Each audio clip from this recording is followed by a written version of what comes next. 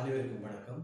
புலமைக்கூடம் YouTube சேனலாக நாங்கள் இன்றைய தினம் கைகுலுக்கல் தொடர்பான வினாவினை நாங்கள் பார்க்க இருக்கின்றோம். நாங்கள் கடந்த காலத்திலே உங்களுக்கு வாழ்த்தட்டை கேள்வி தொடர்பாக வாழ்த்தட்டை வினா தொடர்பாக தெளிவாக தெளிவுபடுத்தியிருந்தோம். அதனை ஒத்ததாக அதற்கு இது இயந்ததாக கைகுலுக்கல் வினாவை இன்று நாங்கள் பார்க்க இருக்கின்றோம். அந்த வகையிலே பாருங்கள், 4 நண்பர்கள் சித்திரை புத்தாண்டின் போது தங்களுக்குள் கைகுலுக்கி வாழ்த்துக்களை தெரிவித்தனர். எனவே அங்கு இடம்பெற்ற கைகுலுக்கல்களின் எண்ணிக்கை யார்? எப்படி பாருங்க, வாழ்த்தட்டை கேள்வி மாதிரி தான் இந்த வினாவுக்கு நாங்கள் அந்த செய்முறை செய்யணும். அந்த வகையில பாத்தீங்கன்னா, முதலாவது அங்கு மொத்தமாக உள்ள நண்பர்கள் எண்ணிக்கை முதலாவது. அதாவது மொத்தமாக உள்ள நண்பர்கள் எண்ணிக்கை 4, அதிலிருந்து 1 கழிக்க வேண்டும், 3. இரண்டாவது படிமுறை மொத்த நண்பர்களையும் கழித்து வந்த விடையையும் நாங்கள் பெருக்க வேண்டும்.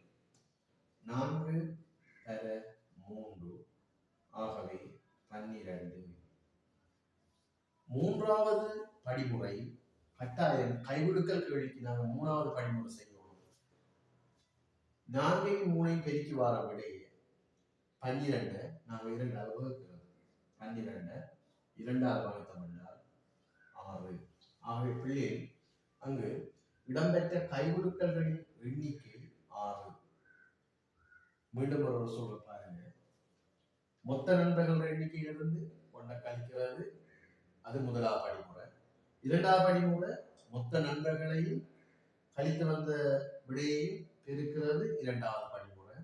மூன்றாவது படிமுறை இரண்டாவது படிமுறையில் வந்த விடையை நாங்கள் 2ஆல் வகுக்கிறது. ஆகவே 6 கைகுலுக்கல்கள்.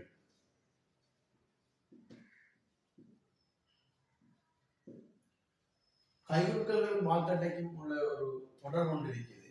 வாழ்த்தட்டைக்கு நாங்கள் இந்த படிமுறையோட நாங்கள் நீப்பாற்றுவோம். ஆனால் கைகுலுக்கலுக்கு கட்டாயம் நாங்கள் 3வது படிமுறைக்கு நாங்கள் செல்ல வேண்டியிருக்கும். வாழ்த்தட்டை கேள்விக்கு நாங்கள் 2 படிமுறைகளோட நாங்கள் நிறுத்த வேண்டும். ஆனால் கைகுலுக்கல்களுக்கு கட்டாயம் 3வது படிமுறைக்கு நாங்கள் சென்றுதான் விடையை பெற முடியும். ஆகவே இவ்வாறான கைகுலுக்கல் வினாக்கள் வருகின்ற போது இந்த முறையை நீங்கள் பயன்படுத்தணும். உதாரணத்துக்கு 10 பேர் அங்கு நண்பர்கள் இருந்தாங்கன்னா 10லிருந்து 1 கழிக்கணும். இரண்டாவது படிமுறை 10ஐயும் கழிச்சு வந்த விடைய 9ஐயும் பெருக்கணும். 10 தர 9 90. ஆகவே 3வது படிமுறை 90 நாங்கள் 2ஆல் வகுக்கிறது.